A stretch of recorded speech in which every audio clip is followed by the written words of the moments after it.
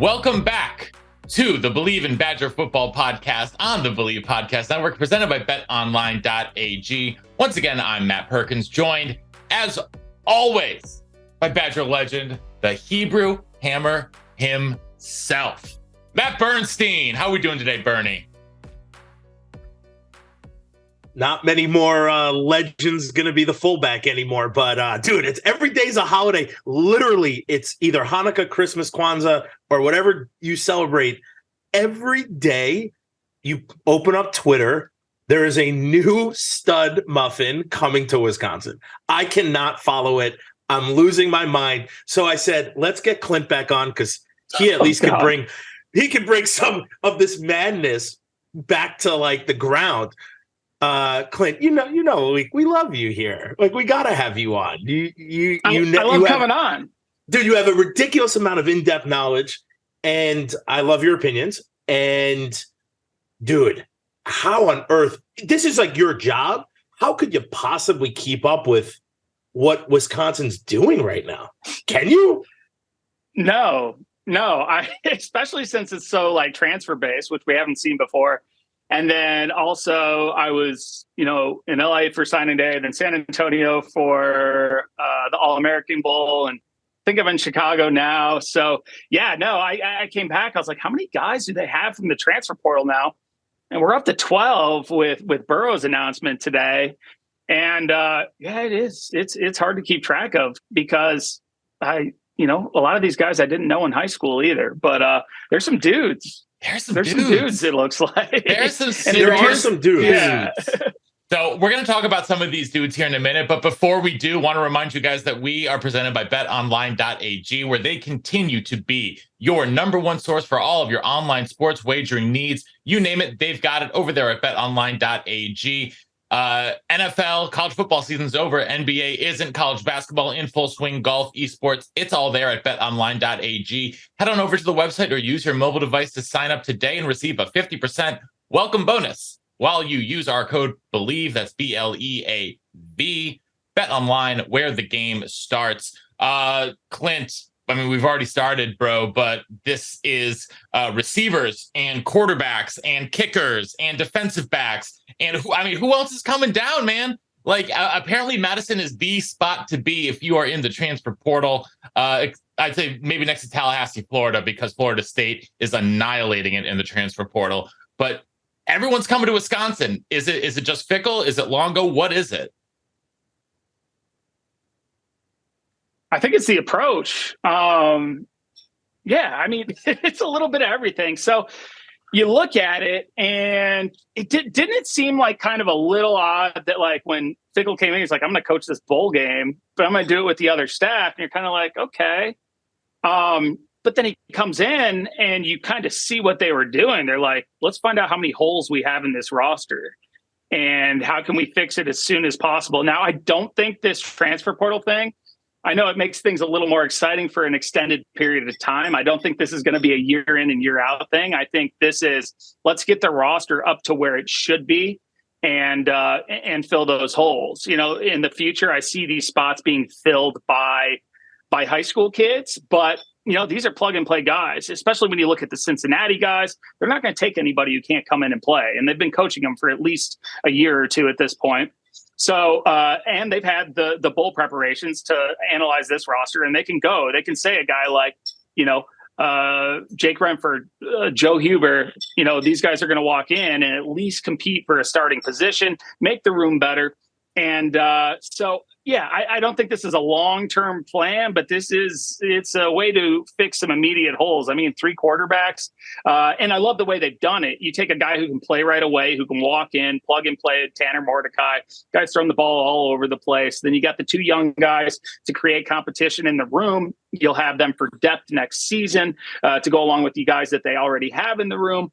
And, I was on our radio show earlier, and they're like, how do you feel if you're one of these guys who's in this receiver room or this quarterback room? And, this is what Alabama, Georgia, Ohio State do. They make you compete whether you want to or not. You got to compete or go somewhere else. And so all that you're doing is creating competition. It's less about feelings. It's more about making the room better. And if you truly want to be part of a championship caliber team, you're going to compete or you're going to go to the wayside and create another spot for one of these other dudes to come in and take somebody else's spot. And there's no feelings here. No, but so to talk about that though, you were in that room. So literally in Wisconsin, and they bring dudes in. Even listen, I'm a starting fullback, and they're bringing Presley in and other guys who are awesome, right? You're always competing for your spot. The question is, the feelings we're almost shifting from our traditional Wisconsin to where you kind of kept reloading guys who were going to take almost redshirt some guys. It was rare that you got a dude who started right away. Unless they needed a space. But usually you have your redshirted guys. And we've talked to guys who redshirted their first year who are the best players to almost ever walk on that field. So it's pretty crazy. It was fun. And it was fun. I had a blast. Is Wisconsin taking that shift? Are they, with everything that's happened, in your opinion, do you think like we're kind of breaking from the norm of our tradition to going into this culture of we're going to be a football business? And you will come and compete to be the best players to play on this field. I'm not against that.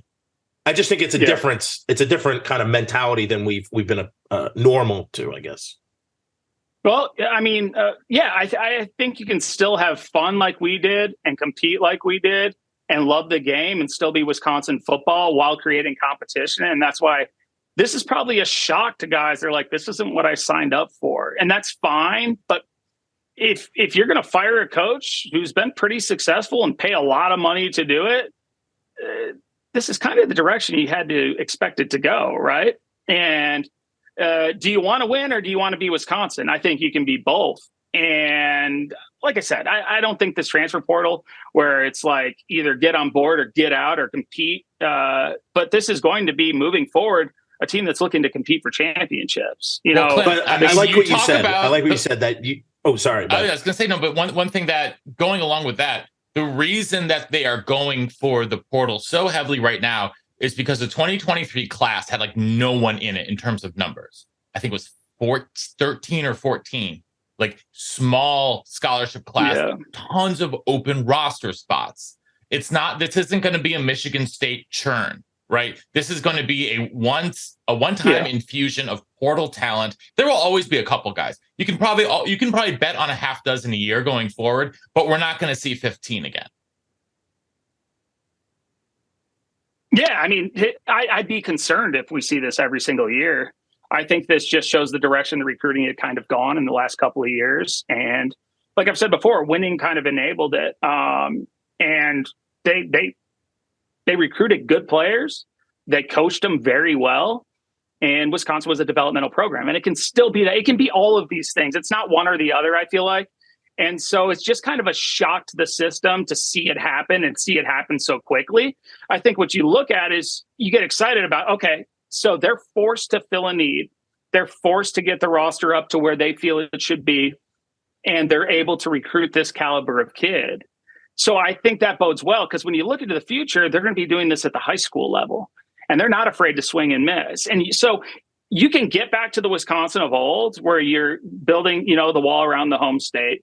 You're, recruiting guys who don't have to be 5 stars, but guys who you trust your evaluation on and they love football, guys who want to compete.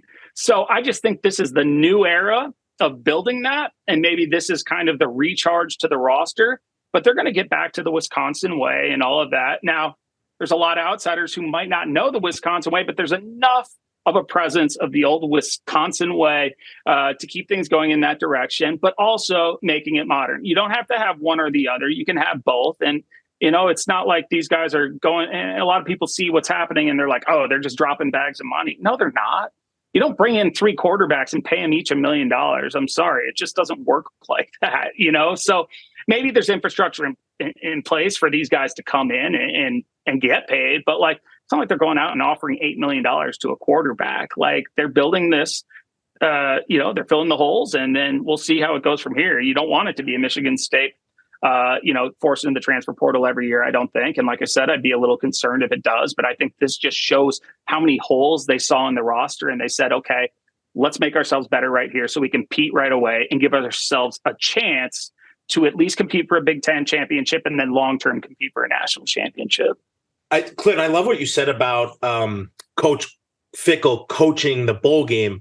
I didn't even think that he was taking a look at, this isn't my brain. Neither did I. But he must, but I love that you said, because he must have been doing that, evaluating, hey, I'm getting paid a lot of money to do a job that they want to win tomorrow or yesterday. And how do I do that? And I agree with you. I think we'll get one or two transfer portal guys, maybe a year. I don't think that's not the way to do college football, at least right now in my brain. I think they're going to be great at recruiting dudes, in high school. But I love that what we've done so far, 11, 12 guys right now out of the portal to fill holes that we know. Even I know, even couch potatoes know that we need these guys.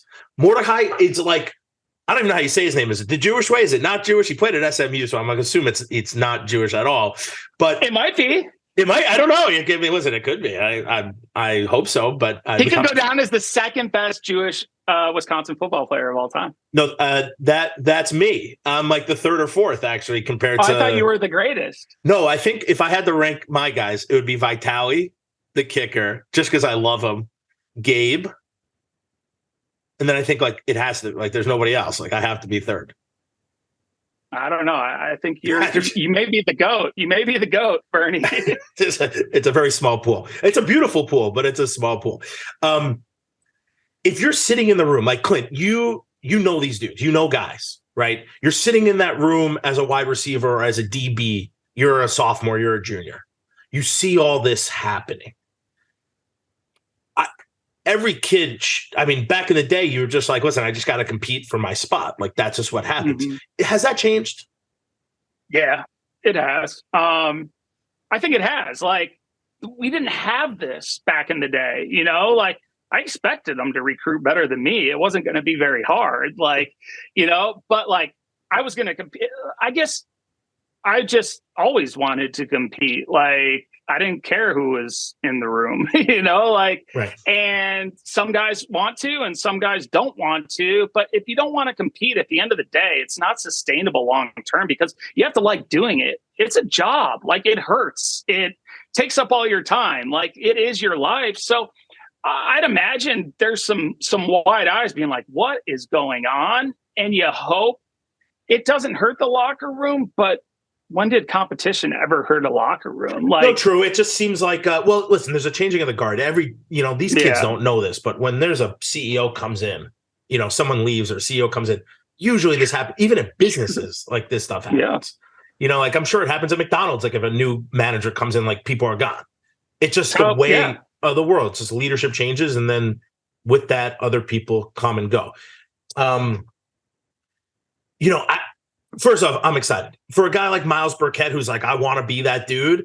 I feel like it's kind of hard when three quarterbacks come in and you're I was on the top. I was competing for, to be the top one or two. And now I'm potentially competing for the fourth spot, even to just make it. He's got a scholarship, so he's going to be good. I don't know. We don't have to really talk about that. It's just kind of crazy what's happening. But I think you're right. We have to fill the holes. Fickell knows that we have spots that are not playing to the level of Wisconsin football. And he's trying his best and I think he's doing it. The recruiting cannon continues to fire over Tarrytown, New York, every day. So outside of the transfer portal dudes that we're getting, that's all I get is text message fire the recruiting cannon. And it's some other, I absolutely love it. Everything I'm seeing from Longo outside of we're going to spread everyone out, it's beautiful to me. And I'm okay with that because it looks like we're getting the guys to do it. Clint, we're getting dudes now, quarterbacks, guys in the class of next year, guys who are interested in coming. What have you seen in your in your area of where has Wisconsin jumped to? Are they being talked about all over the country as compared to what, a couple years ago? Oh yeah, no question. I mean, Wisconsin's always it's become a national brand over the years, but it's been more for like, for the big seasons or the play on the football field or the big time running back or the Outland Award winner, offensive line. It's been more of that sort of thing. It hasn't been like, dang, Wisconsin, they're killing it again on the recruiting trail. How do we keep up? So like, yeah, it is different. And I don't know if it's because of my history with Wisconsin, but I've had a lot of people reach out to be like, what is going on? Like, are they paying guys? Like, what direction are you going? And, I don't know. I can analyze it. I guess I'm an analyst. That's what they call me. Like, so I can try, but like, I knew they were going to go after an edge type. You knew they were going to go after defense and tackles. You knew there were some holes in the offensive line. You knew the quarterback room was either young or non-existent, especially when you lose your starting quarterback. You knew experienced wide receivers who had played. They were not there. I didn't know about the kicker deficiency, but it appears there might have been one there.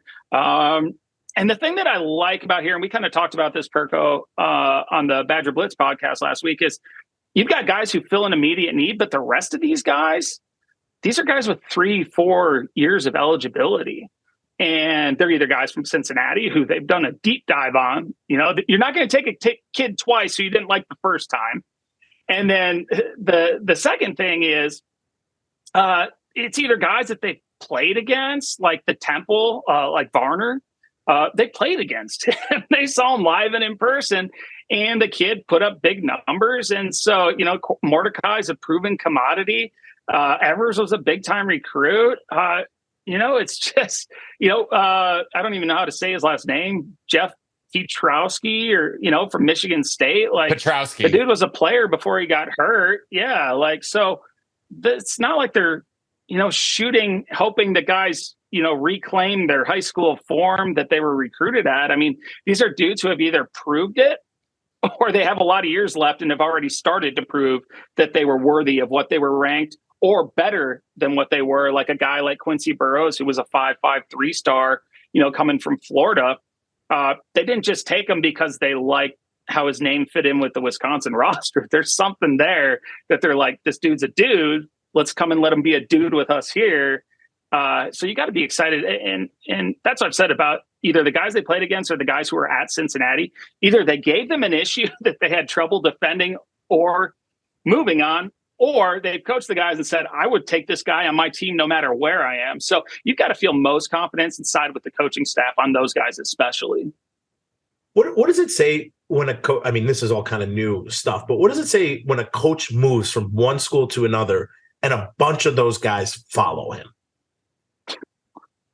People like playing for the dude. He's able to develop meaningful relationships. In fact, and I talked about this with Coach Fickell when we had him on our Rival Signing Day show. I remember Amari Snowden, he calls me and he was so upset. He's like, the culture he built there, he was like family to me.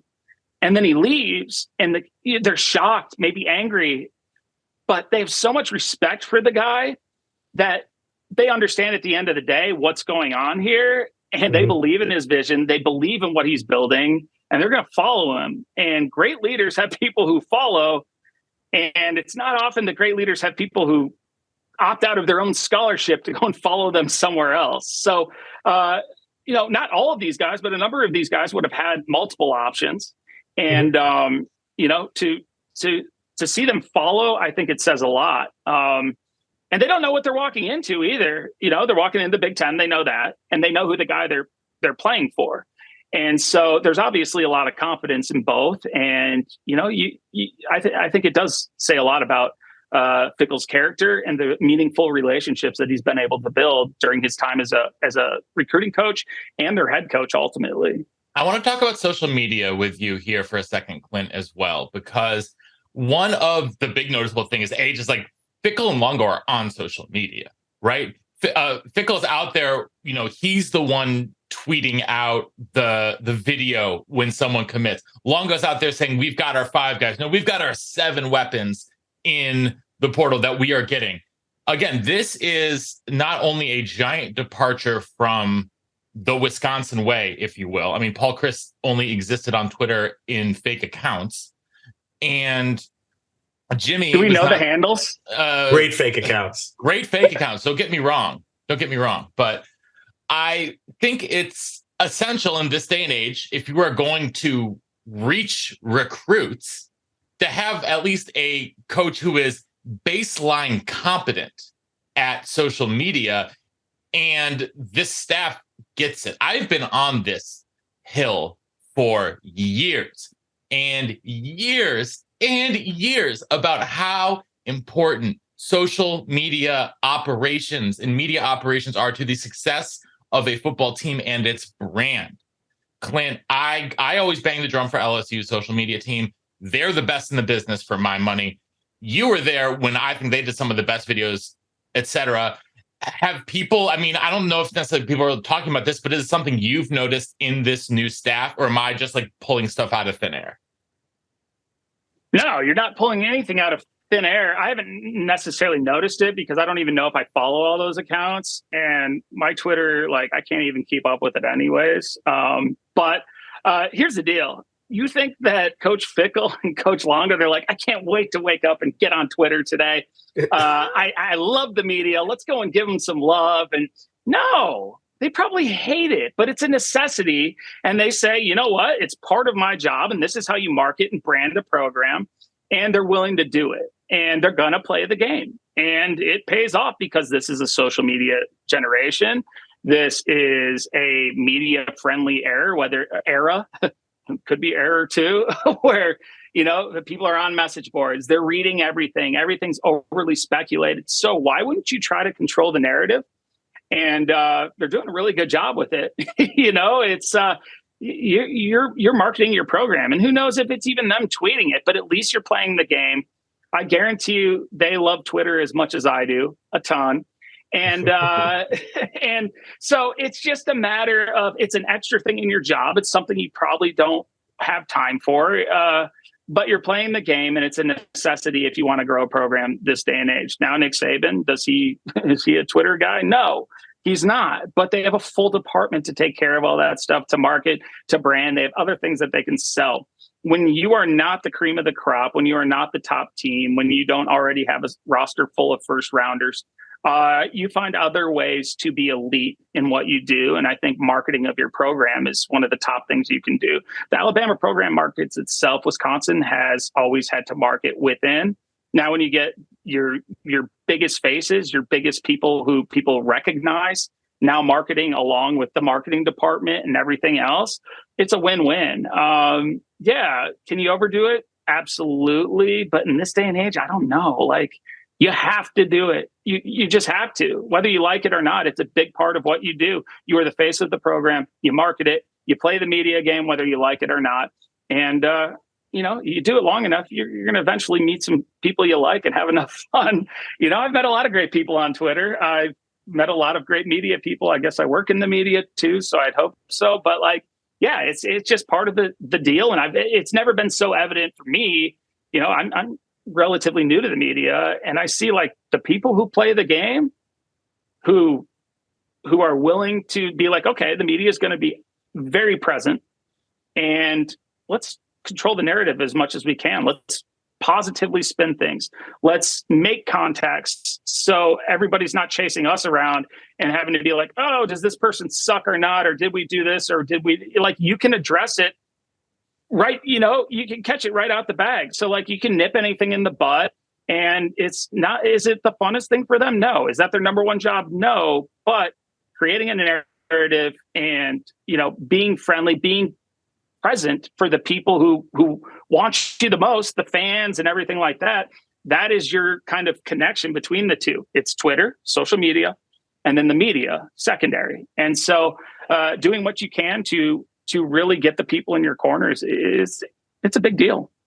Dude, not only that, all the responses to the tweets that go out and all the people posting, replying and retweeting, it has really jumped dramatic. I mean, like, I'm even laughing at some of these things, and not only am I laughing, like, I'm dying. People are all over the place tweeting out pictures. It's hilarious. when Longo did that, it was all the memes of, "Ooh, tell me." Like, it's just, dude, people are. I think what they're doing is they're creating this energy of the excitement. thirst trap. Dude, it literally, Fick is a thirst trap right now. Like, the guy is everywhere. He's doing everything. I want to ask you about the coaching. He's bringing in elite coaches. Like, this guy ain't playing. Like, he didn't come in here and say, let me put my feet up on the desk for what I bet you his desk has dust all over it. Like, this dude has been out and about. I heard the day, 2 days after, 3 days after, he was at Catholic Memorial in Wisconsin recruiting, or a day or two after. That's real deal. Like, not resting on your laurels, I guess. And for him to get the co-defensive coordinator at to do the DBs at Minnesota, I mean, that's a big get. Like, Longo's a big get. Like, we literally Tressel. Like, tell me, Clint, he's not only recruiting guys to come play in the transfer portal, high school dudes, he's recruiting coaches to coach with him like we've never seen before. Like, proven dudes. Yeah, I mean, it's I think this could have gone one or two ways, really. And it can go the opposite way if you don't see results on the field, because people are especially going to, expect results on the field. Now they're like, we've got all these dudes. We've got all these dude coaches. We've got the thirst. People have wanted this for so long. So, I saw kind of the opposite way happen down at Nebraska. When I was down there, it's like the new regime comes in and alienated the old regime. Everybody hated, it was against the Nebraska way and everything like that. And I wouldn't say that the Wisconsin fan base has the same type of pull necessarily that the Nebraska fan base does.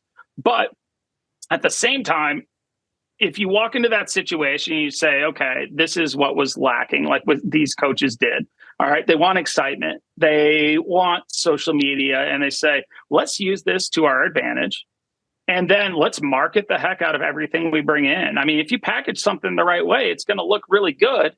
And, so you create momentum for yourself by doing that. It's almost like they're taking a look at like the political polls. They're like, this person lacks in this area. Let's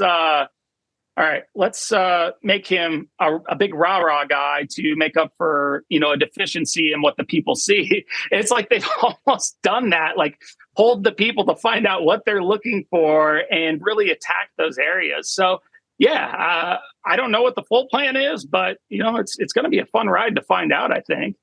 Well, I mean, I don't know what you and Matty P think, but I don't think, listen, next year is not, I think we'll be competitive. I think we have to manage our expectations. Like, if you guys think we're going to win the national championship next year you're wrong.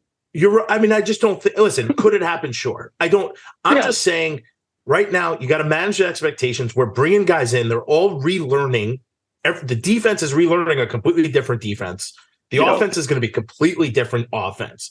Where we only have at least now until you really go to camp, that's not a lot of time. Like, you think it is, but like, these kids go to school, they have lives, there's breaks. Not like there's a lot of breaks, but there's not as much time as people. It's not the NFL. Like, you don't just go to the stadium every day and you're there for 10 hours. This is a way different place, college. Yeah. So I just want to manage people's expectations. We will be competitive. You're going to see things you've never seen before. It's going to be beautiful.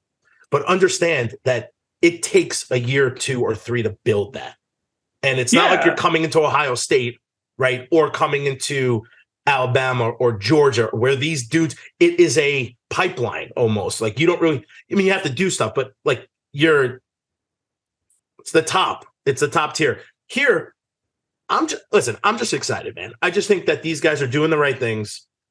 I would expect to be competitive, possibly win the Big Ten next year or the Big Ten West. Temper your expectations, but expect to win the Big Ten. But listen, I always think we could win the West.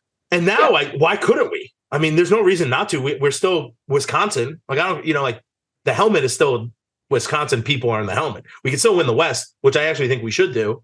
And then we should be competitive in the Big Ten championship. That's me. But I'm always like, we should win the Big Ten. Yeah, you're right. So I expect that next year too. West is baseline at this point. Like that is that I feel right now. I feel like the attitude is probably like that is the bare minimum of the expectation. Oh, no question. Bare minimum. Well, and it's going to take some time to gel. There's new quarterbacks, new receivers. Like it doesn't just happen overnight. There's going to be some probably dissent within their current roster. Clint, I think there's going to be some interesting thoughts that people have, like that are like, oh, you're recruiting all these dudes over me. It's not the norm. Wait, were you there when Alex Lewis came on the team? Yeah. Just that's one person. We don't really get a lot of like JUCO dudes or other people. Yeah. But I don't remember him like coming in and he wasn't like part of the team the second he got there. I mean, we would say he is, but he really like. You still went about it the right way, though. He did totally went about it the right way. He's a super kind dude. He works his butt off on the field. He believes in his beliefs, and you don't have to you don't have to believe what he believes. But like even I was friends with him. We had a battle every day, but I respected I respected him, and a lot of other people did. And then after 2 years, he was a leader of our team. I'm not saying this is everyone, but I think like, it does take a month, 2 months. You got to get to know people, get to know your surroundings. I just try, like, do you remember, like, I kind of remember like him coming on the team. Yeah.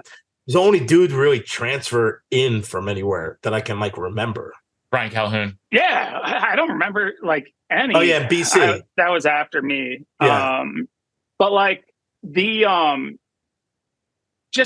was kind of like, the outsiders coming in, it's different when you had transfers, I guess. It was very, it was cliquey, wasn't it? Yeah, a little bit. Yeah. I don't know if it's as much like that anymore. I still think it's a lot different than back in the early 2000s. I think, before this influx. So it'll be interesting to see. I mean, high school players always come on in, official visits are a lot of fun. And all that sort of thing. We could probably do a full podcast on official visit stories. So that was a little different. It was like bringing in the little brother versus like, this is my new dad moving in and telling me what to do. I don't, Right. Like, yeah, it's the same. I guess I totally forget about Calhoun because I just assumed, I'm such good friends with him. I assumed he was on the team the whole time. He was from Wisconsin. Like people knew him, The coaches knew him. People knew him. Yeah, we played against them. We played against him in Colorado. We respected his game. Just from off the bat, like all these things you heard and knew about him, you respected him. And then we come, Calhoun's such a funny dude. Like you just love him from day one, and you respected his game was different than AD. So it was like, wow, we could really be, these guys together, especially. Although they didn't play together because he had the was out, right? He was out. But just right? Putting them next to each other, you're like, wow, these guys are two completely different guys who have the same downhill running mentality, but are just different. And it was exciting to have them. And you knew once AD left, we needed a dude there. Yeah. And then PJ Hill was there, and then Calhoun, then PJ Hill, and then you go into like the 25,000 other best guys in the world who went there. That was the thing. Like the team knew, they're like, oh God, AD's gone, Michael Bennett's gone. We know we need another running back. So it's like when a dude, especially with connections, comes in, you're like, oh yeah. That's the dude. So that was exciting. Right. What was Calhoun? I would love to know what Calhoun was. Was he a 3-star, 4-star? He was a 4-star. He was a 4-star? Wow. Perko will have this in if 5 you guys seconds. Give me 20 seconds, I'll find out. Because some of my things, Clint, is like when guys don't play at like they're in college. And he played with Beckham in high school. Oh, that's right. That's right. But like how do you, a guy who spends a year like Evers, he didn't play. He was a 4-star recruit, right? Like how do you still keep that 4-star? But what does that mean? It doesn't matter. Does it change? Like, is there a different thought process behind guys that don't have game experience in college? You still have to use the 4-star. I mean, there's got to be a ranking system. Well, yeah, we like if you go to our Rivals transfer portal, we're re-ranking kids. There's kids who are 3 stars or no stars coming out that are 4 stars now. So, a guy like Evers, he was just in high school. So like I don't think much has changed between then and now. But I also think now that you've been in college for a year, you don't just walk in. You have to approach it like you're a freshman. Like, there's established dudes here. I'm no longer the big dog on campus. And if I want to act like it, I'm going to be told otherwise. And you're going to find out real quick that you're not. So almost like when we were talking about Alex Lewis, it's the way you approach it coming in, are you coming in like, oh, I'm the big time kid. We had guys like that, and it didn't always go the best, like especially at Wisconsin, because it wasn't about your stars, and they didn't even have stars in our class. So like, I think we were the last class to not have stars. Really? And so, yeah. I think 2020 or 2002, I think, was the first class with stars. And in that class, Brian Calhoun was a 4-star recruit. Yeah, I thought he was a 4-star. Yeah. So, Matty P, where do you find this stuff, dude? Like, what you have like data? You probably have a spreadsheet. You guys forget, like, I did a PhD. Like, I was focusing on my research. Like, I know how to do. Like, I can do basic internet research. It's not that hard. It's not that hard. But literally, if I tried to find Calhoun's star rating, it would take for like an hour and a half. And I'd come back with nothing. With the stars. Yeah, I'd find his favorite color, though. I could probably do that. Oh, man, that's too funny. Well, Clint, outside of the, okay, I got to get rid of the transfer portal because it's consuming my brain. I can't really wrap my head around it. Well, it's excitement that you haven't had for a while in this area. Exciting. So I get it. It's so exciting. You're literally like, imagine you and me. We walk into the locker room one day. You're an established dude in the locker room. Doesn't matter if you play or not. And honestly, you could have 18 to 20 new faces just from the transfer portal, and then your class so you could have like 40 new faces plus a whole new coaching staff. To me, that is complete lunacy. But if I was on the team now, like Wolf, the quarterback who's coming back for a 6th year, I would be like, man, I'm good. I want to be in this room to watch this whole new culture team be built. It's exciting. I'm going to help out. I'm going to do what I can. If I get some run, fantastic. To me, it's like just like watching a movie. It's like, remember the Titans. Like, I mean, obviously it's not to that like grandiose, historical way, but you're seeing a whole new team be built with new faces. I just think it's exciting, but I agree with you that the gelling's not going to happen over, one change is day. hard, especially when you're young. Like, it's easier to look back now and with the lens that you have at 40 years old versus when you're young. Like, I think I would probably hate it. I'd be like, who are these guys? So like, I think that's where the coaching really comes in, because when you're young, you don't see it from the same view. And if you can, I feel like they're not just, reaching and grabbing guys. There's a reason that they're bringing each of these guys in. I don't think they would bring them in just because they're talented. I don't think they'd bring them in if they weren't a culture fit, if they weren't going to assimilate into what they're trying to build here. And I think almost some of these guys, like a Quincy Burrows and a Jake Renfro or Joe Huber, it's like, these are going to be key pieces to win the locker room over. These are kind of our in between the players and us. And so I think there's a lot of, they're being very strategic the way they go about it. You never know until it all comes together. But I think that is part of coaching. You look at NBA coaches or NFL coaches, like, their job is just as much to blend personalities to make things gel as it is to X's and O's and that sort of thing.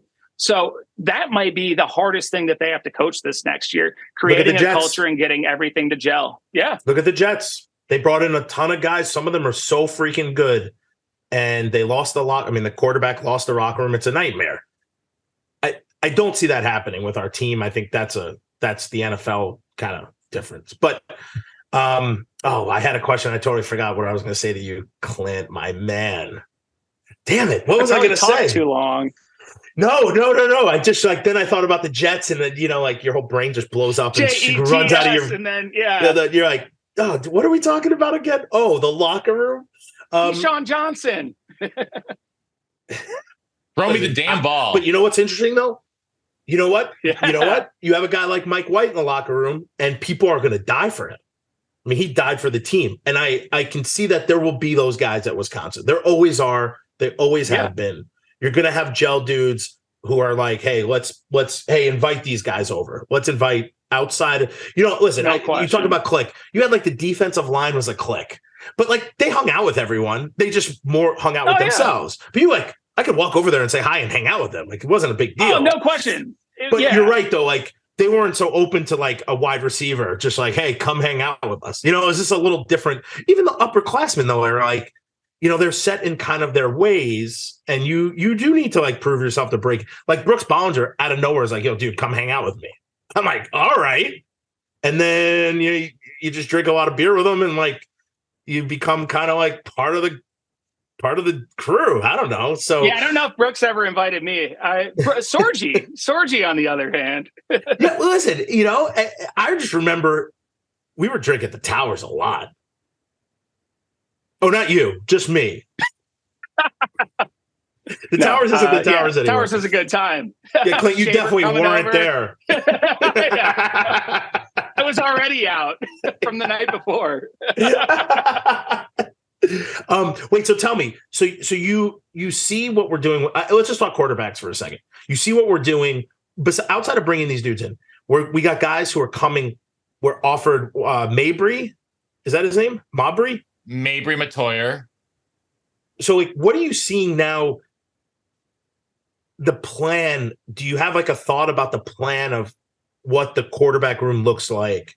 What the plan is for the next 3-4 years?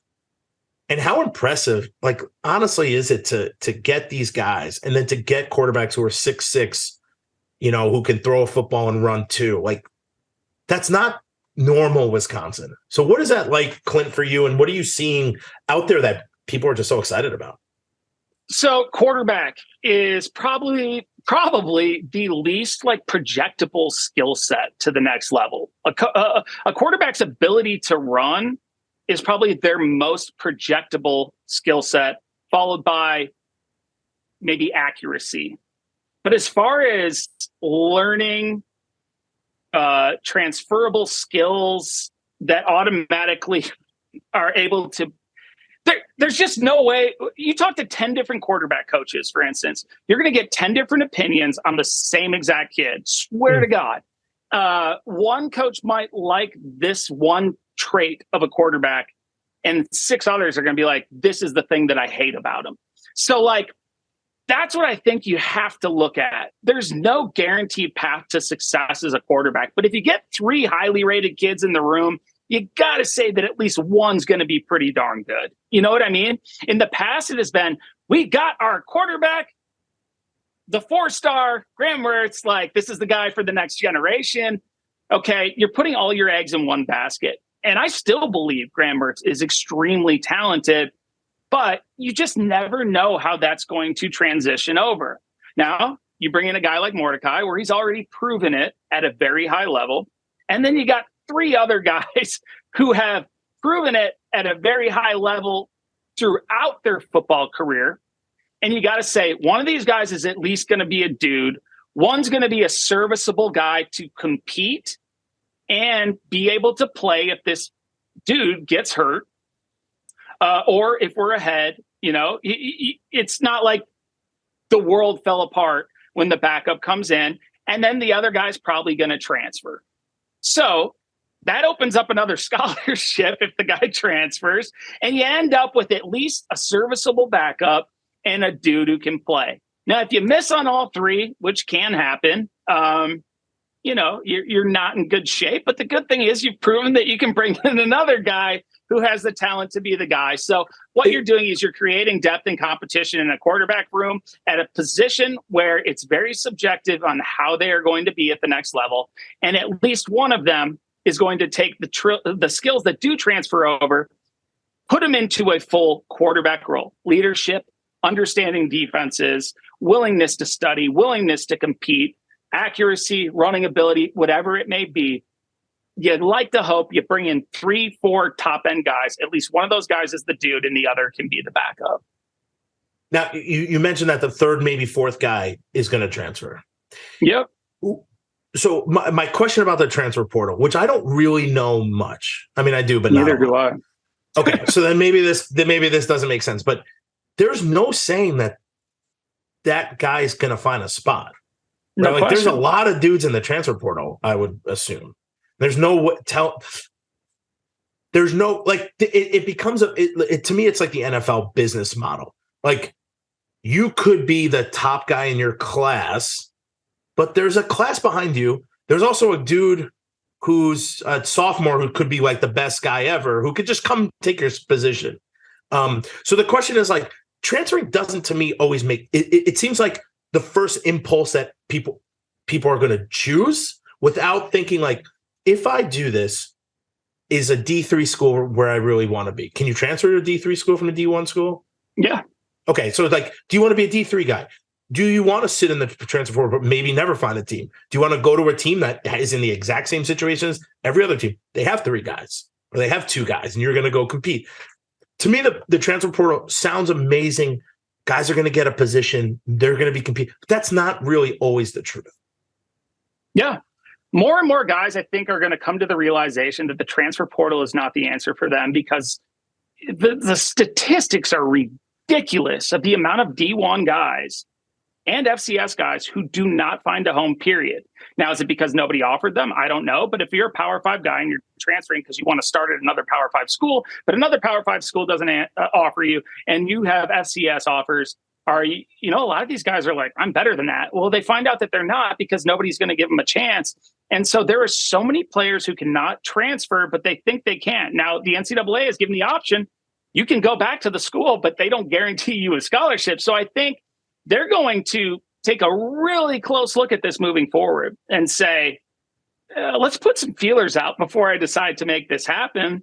And do I want to kind of, stay in that? Because you've seen guys that have said they were going to transfer, and then something happens at quarterback, and all of a sudden this dude is playing this season after they said they were going to transfer. I can't remember what school it happened at, but the kid did really well.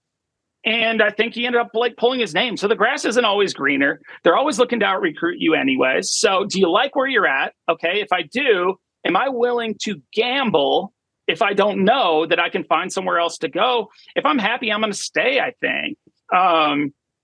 At the end of the day, do you want to play just because you're the non-suckiest player, or do you want to play because you've earned it and you can ball? Like, I don't know. I guess it just depends your outlook on things. There's a lot of different thought process. I always like to drill down on the transfer portal because it just seems like that it's out of control. It's the wild, wild west, and literally nobody's saying we need to put any type of restrictions on it in any type of way.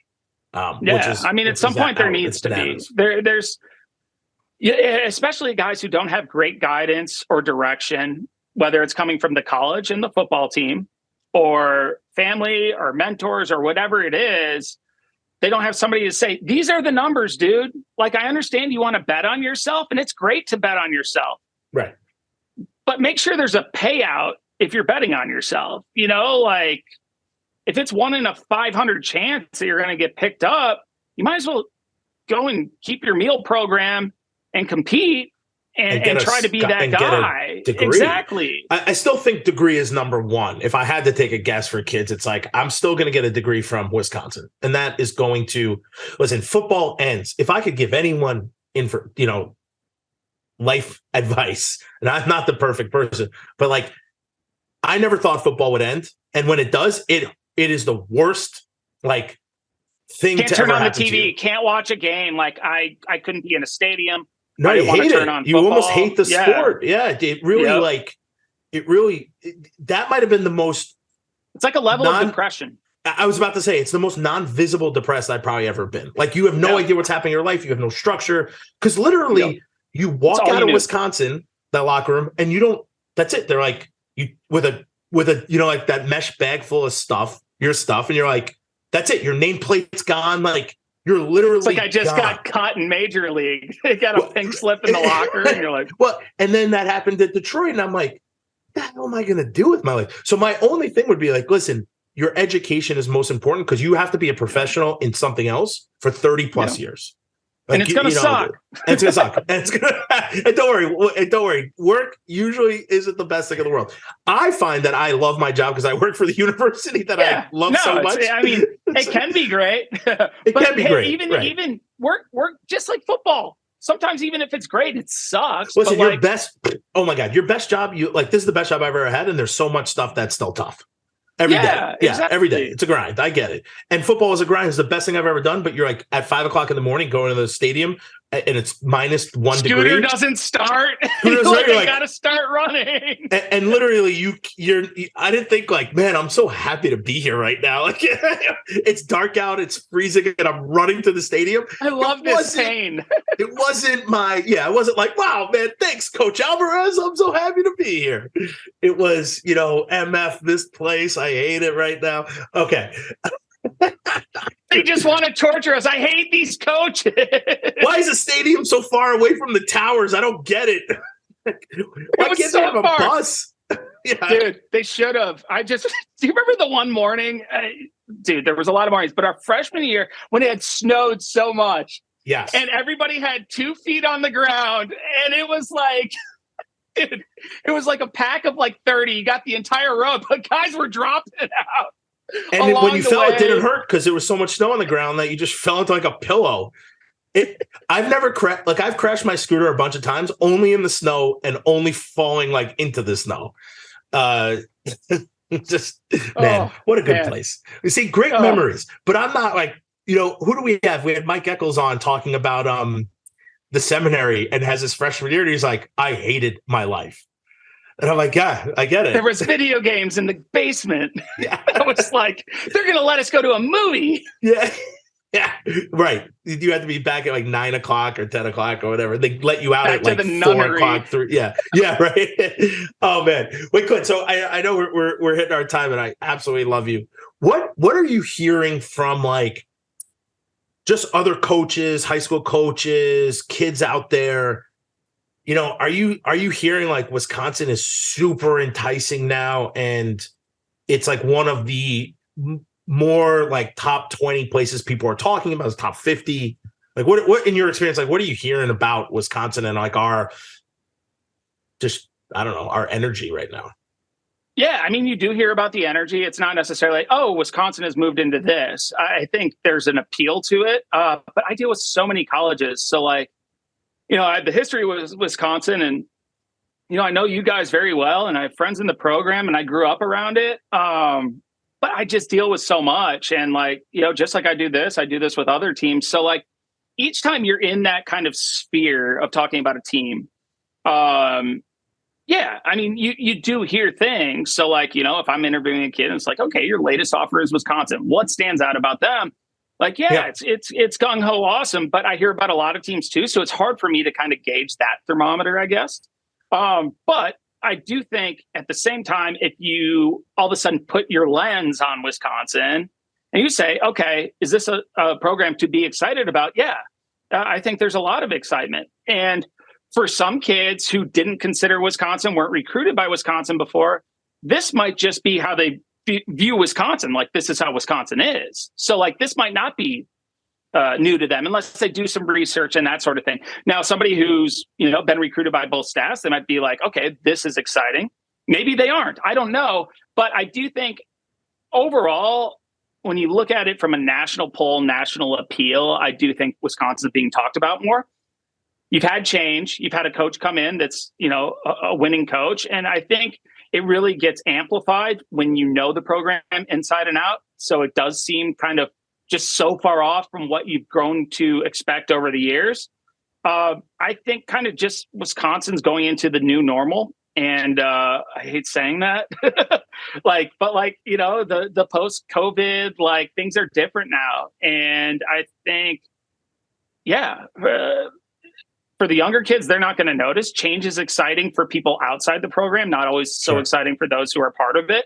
And I do think that you're just kind of seeing like a rebranding of a program right now under new leadership, like you do, kind of like what you were saying with the CEOs earlier. There's a change of guard. It can still be like, Goodyear, if there's a new owner of Goodyear, they're not all of a sudden, we're not selling tires anymore. We're going into ice cream. Like, it just doesn't happen. You're still Wisconsin football. There's still a history behind it. You're still playing in the same stadium. You've got the same fans. You might get some new fans. You might lose a couple along the way. But at the end of the day, winning promotes winning, and people want to be part of a program that wins and is doing things that are exciting, that attracts new fans. You're going to have your old school people who are like, this is not the Wisconsin way. That's fine. You're going to have people who are like, I liked Michigan before, but now I like Wisconsin. And these are people who grew up in Madison. So you're going to see a lot of there's going to be change. Change is not always easy. Kids didn't ask for change. Fans didn't always ask for change. But at the end of the day, change happened for a reason. And, if you complain about things and you want to do them the same way over and over, I think that's where you get yourself into trouble. So Wisconsin people they asked for change. Okay. Not everybody, but the loud ones did, and the ones with the money did. And so you get your change. So now this is what you get. And so it can still be Wisconsin, though. I think a lot of people ask for change. I think even the people who were like, I want to do it the Wisconsin way, but we have to do better. You're asking for change. I mean, to me, that's asking for change. Like, I would say 90% of the people I've spoken to are like, we cannot do this year in and year out. No question. And I think Coach Mack made a huge decision, like one of the biggest decisions I think I've ever. I'm not even around it. One of the biggest decisions I've cared about more than anything. And right now, all signs point to it being the right decision. Listen, no one knows what Jimmy was going to bring to the table because he's never done it before. Do I think he could have done this? I do. Yeah. A lot of people say no. But at the same time, what Coach Fickell's doing with getting the guys he wants in there, the offense he wants to run, the defense he wants to run, the guys from the transfer portal that he knows can play football, and then recruiting and hitting that hard, bringing his recruiting staff, bringing over the weight training staff. I mean, the dude, he really has done an overhaul, but we've asked for that. And I think people are excited because we asked for it. And if you thought the change was going to be Coach Chris to Jimmy, I would have been extremely happy. I would have been completely happy with that. Now we have like this complete offshoot. I don't know if that's the right word, but offshoot that is blowing up. It's energetic. Change of guard. It's energetic. It's got guys talking about it. People are pumped. I think after I'll go on Twitter at 4:00 or 4:01 and see 3 other guys committed today. Like, you don't know what's going to happen. Like, you just don't know. Every day is literally great. Matt Perkins is looking like me. He might have another name that happened recently. No, I'm just yelling at my dogs. Oh, nothing happened in the last hour. He was getting ready to yell at us. He's like, "You guys, shut up." Yeah. No, not. I mean, that's a little long-winded, but. Yeah, I was. Not in the past hour, we haven't gotten anyone yet. It's 2 hours ago. Check again in another hour. But here's the thing. Now I expect it to happen every hour, and if it doesn't happen, there's only so many spots. Are these guys just chilling now? Like, they don't know. Now you're going to be pissed if CJ Williams doesn't come. We're like, he sucks, dude. If we get that guy, then we're competing for the Big Ten champ. I mean, look. Tell me how we're not. We got. Wide receivers, we already have good guys. There's no depth on the interior of the defensive line. We're going to score 50 points next year. We have a quarterback. What happened to Manny Mullins from Lake Erie Junior College? I mean, don't get me wrong, man. He's a flexible guy, but he's 250, and they don't have the closest thing they have to a true nose is Gio, who's been hasn't really seen the field much in 3 years. There's not without Keanu Benton, there is not a lot there on the interior defensive line. That's why I think they're still trying to go hard after Jamel Howard from the actual high school class of 2023, as well as those big, thick defensive tackles are the most precious commodity in the transfer portal, and maybe they're not a dime a dozen. No, that's the thing. They are the hardest. It happens every single year. Every year. So. It's almost like quarterbacks. And it's going to happen. I don't know why the teams don't go on them a little earlier. Yeah. Sorry, I don't know either. I cut you off. Show's over. No, it's you cut off Matt Perkins. Show's over. No, Bernie and Clint still talking by themselves. Have no clue that it's been over for a half an hour. It's like Clint, Bernie, we stopped recording like a half an hour ago. Talk amongst yourselves. You guys well know that I'm way too OCD to stop a show without having a proper outro. Also true. Hey, listen, I would bet that we're going to get a guy. I'll bet online that we're going to get a guy within the next 24 hours. Like, it just hasn't stopped. Wow. Tell me how we're going to get a guy. We're going to get Williams. Watch, it's going to happen. I'll bet. Clint, he I in bet you Notre a Dame right couple now? tower beers that I'll bet you a beer at Wando's that we Was get that this guy with a couple cases of Coors Light or whatever Coors Lights were was a little bit available? above our pay grade back in the day. Bush Latte? Dude, I love the Bush Latte. Red Dog?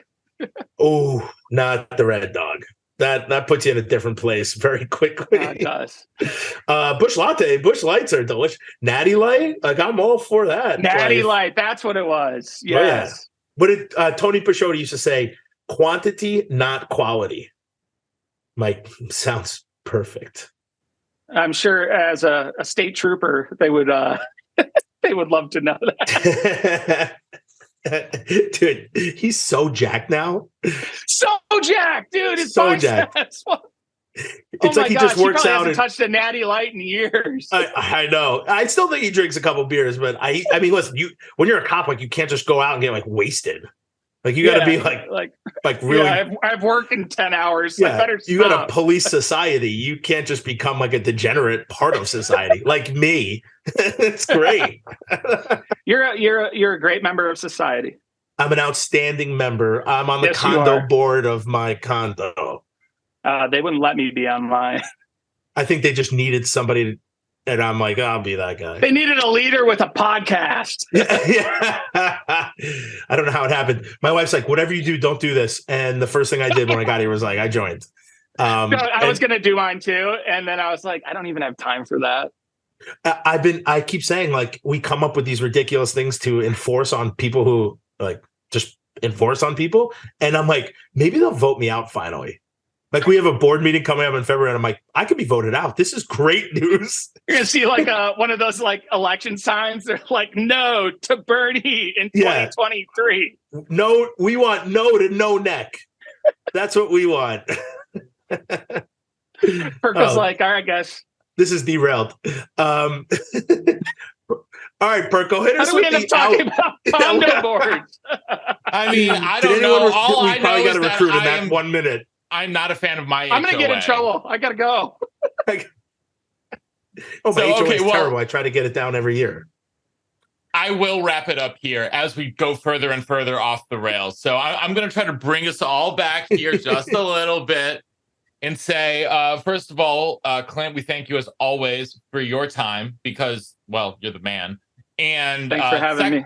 Of course. And second of all, you can check out me and Clint over on Badger Blitz TV. Every Friday, new episode is out talking Badger recruiting and all of that good stuff. Dropping some tape and some knowledge in Clint's scouting brain. We always have a good time with that. So make sure you are checking out all of Clint's great work on Rivals.com at Rivals_Clint on all the social medias. And obviously, we'll be back next week. We've got Javery McFadden. We've got Taylor Amon, the record-setting pole vaulter and American Ninja Warrior champion. We've got all sorts of dudes in the pipeline. So very exciting time here on Believe in Badgers. We appreciate your support everywhere on social media. And until next time, I know Clint can't say it, but Bernie and I can say it. On Wisconsin. On Wisconsin. Clint, you're the best, man. Thank you. Look at you.